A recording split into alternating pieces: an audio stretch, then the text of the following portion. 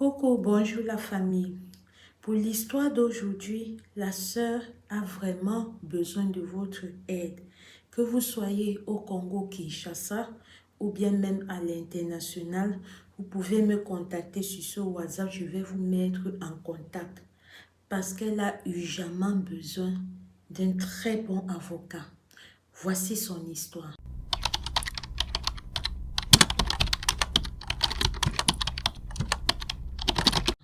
Alors, la sœur m'a contacté sur WhatsApp.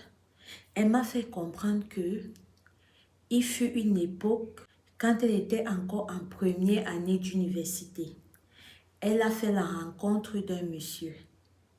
Quand elle rencontre le monsieur ne lui fait pas comprendre qu'il est un homme marié, malgré le fait que quand elle a regardé le monsieur et tout ce qui va avec, elle a demandé au monsieur que, mais vous êtes sûr que vous êtes libre, vous n'êtes pas marié et tout et tout? Le monsieur a dit que non, ma chérie, je ne suis pas mariée, je suis célibataire. Elle a poursuivi que, mais comment quelqu'un qui peut être comme vous, comme ça là, le genre que toutes les filles rêvent, le genre que toutes les filles veulent et que vous soyez encore célibataire en ce moment-ci, c'est pas possible en fait. Le monsieur a dit que si c'est possible, je suis célibataire, je ne suis pas mariée. Après un certain temps d'hésitation, voilà, et après que le monsieur n'a pas cessé de convaincre la sœur, elle s'est dit, ok, pourquoi ne pas croire en ce qu'il me dit, vu que j'ai insisté et il m'a rassuré qu'il n'est pas marié. Sauf que du jour au lendemain, la sœur s'en rend compte que le monsieur est marié. Et quand elle demande au monsieur que, mais je t'avais demandé, tu m'as fait comprendre que tu n'étais pas marié. Et je me rends compte qu'il est marié. Ce qui énerve dans cette histoire, c'est que quand la sœur s'en rend compte que le monsieur est marié, parce que oui, il a bien caché son jeu. Oui, elle ne se doutait même pas. Donc, c'était du genre, tel qu'elle m'a expliqué, si elle appelle le monsieur même à 4 heures du matin, il va décocher à 4 heures du matin en vidéo, s'il vous plaît. Si elle appelle même à minuit en vidéo, il va décocher. Si elle a besoin du monsieur chez elle, à 3 heures du matin, il sera là à 3 heures du matin, qu'importe que ce sont des jours de semaine ou bien que ce sont des week-ends. Le monsieur répondait toujours aux abonnés présents. Donc, quand elle a constaté que le monsieur était marié, c'était déjà trop tard, si on va dire cela, parce que la sœur était déjà enceinte. Quand elle explique au monsieur que voilà, ok, je me rends compte que tu m'as menti. Je me rends compte que tu m'as dit que tu n'étais pas marié, mais tu es marié. Et là, maintenant, je suis enceinte. Le monsieur lui demande d'enlever.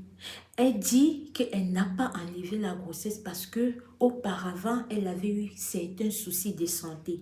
Et dans ces soucis de santé, elle est partie à l'hôpital où on lui a fait comprendre que voilà, si ce qu'il arrive un jour qu'elle soit même enceinte, qu'elle ne doit pas enlever cet enfant-là, qu'elle doit garder son enfant. Donc, vous comprenez donc que quand la soeur se rend compte qu'elle est enceinte et que le monsieur lui demande d'enlever, elle ne peut pas enlever cette grossesse-là. Notons que la soeur, elle fait partie de ces gens-là que la vie n'a pas souri. Elle fait partie de ces gens-là qui ne sont pas nés avec une cuillère en or. Étant orpheline, je crois bien si je ne me trompe pas d'après ce que j'ai suivi. Bref, n'ayant pas de membre de sa famille qui a su prendre soin d'elle très tôt, elle s'est retrouvée dans la rue. Très tôt, elle s'est retrouvée à se battre toute seule pour pouvoir avoir son pain quotidien, pour pouvoir respirer un peu dans cette vie, si on va dire ça comme ça.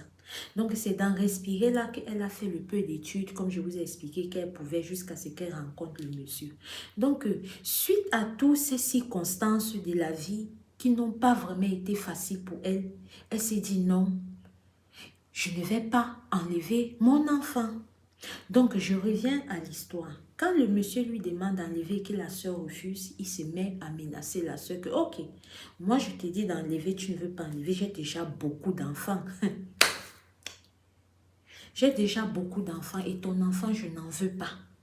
Donc, tu vas m'enlever cet enfant. La sœur a dit non. C'est dans ça, là, comme ça, qu'elle a décidé de suivre le monsieur en justice. Quand elle suit le monsieur en justice, comme ça, le monsieur dit que, ah, moi, tu m'as amené en justice. Tu crois que tu peux gagner dans le pays ici avec moi, tu m'as amené en justice. Ok. Je vais donc te laisser même ici, je vais voyager, je vais partir. Et c'est là où le monsieur a maintenant commencé, à partir du moment où elle est partie à la justice avec le monsieur a totalement changé. Le monsieur a dit, il n'est même pas sûr que l'enfant là soit d'elle. Le monsieur a dit qu'il va faire des tests d'ADN sur l'enfant. Et dans ça là comme ça, il ne prend pas les charges de cet enfant. Il ne prend pas soin de l'enfant. Et la sœur, vraiment, c'est devenu très, très difficile pour elle au quotidien. Elle m'a dit, je sens que si je ne fais même pas attention, ce monsieur, pour me faire du mal, il va vouloir même m'arracher mon enfant, un enfant qu'il n'aime pas, un enfant qu'il n'a jamais désiré, mais pour me montrer que je t'avais dit de ne pas partir à la justice, tu es parti à la justice. Elle demande votre aide. C'est urgent, je vous en prie. Si vous suivez cette vidéo, je répète encore que vous êtes au Congo-Kinshasa, entrez en contact avec moi si vous pouvez aider la sœur. Même si vous êtes à l'international, que vous pouvez l'aider avec un petit quelque chose, entrez en contact avec moi sur mon WhatsApp. Je vais vous mettre en contact avec la sœur. Elle a besoin d'un avocat. Ce monsieur au jour d'aujourd'hui, non seulement d'un côté, il refuse la paternité de l'enfant, d'un autre côté, il menace que je vais même t'arracher l'enfant là pour te montrer. La fille fait partie des gens qui ont été traumatisés par cette fille. Imaginez, on prend encore sa raison d'être. Elle va se sentir comment? Aider la sœur à avoir une lueur d'espoir.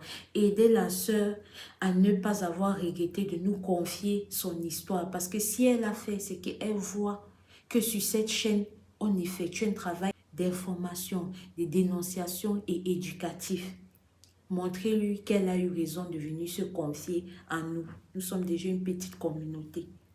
Si à travers son cas comme ça, on peut vraiment aider, et d'autres qui sont dans des situations plus pires, qui n'arrivent pas à quitter de cette situation-là parce qu'elles vont voir et savoir qu'ici, là, on peut aussi aider dans ce sens-là. Si le Seigneur t'a béni, toi qui écoutes cette vidéo aujourd'hui, si tu retires seulement 1/10 de cette bénédiction, tu aides la sœur avec. Je ne pense pas que ça va retirer quelque chose en ce que tu en as. Au contraire, ça sera même multiplié par 1000. Donc là était la petite histoire de la sœur. Vraiment, elle a besoin de votre aide. Elle aurait pu témoigner par elle-même, mais elle me dit que elle a tellement peur de ce monsieur. Parce que ça part déjà aux menaces de rape. Donc elle a tellement peur de ce monsieur. S'il vous plaît, j'attends vos réactions dans mon inbox sur WhatsApp.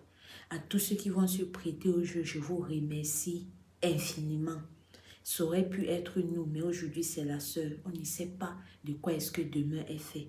Je vous remercie et excellente journée ou excellente soirée en fonction de où est-ce que vous m'écoutez. Je vous en prie, priez sans cesse, soyez prudents, le déo est miné. Ils vont venir là sur des airs, des agneaux, alors que ce sont plutôt des loups.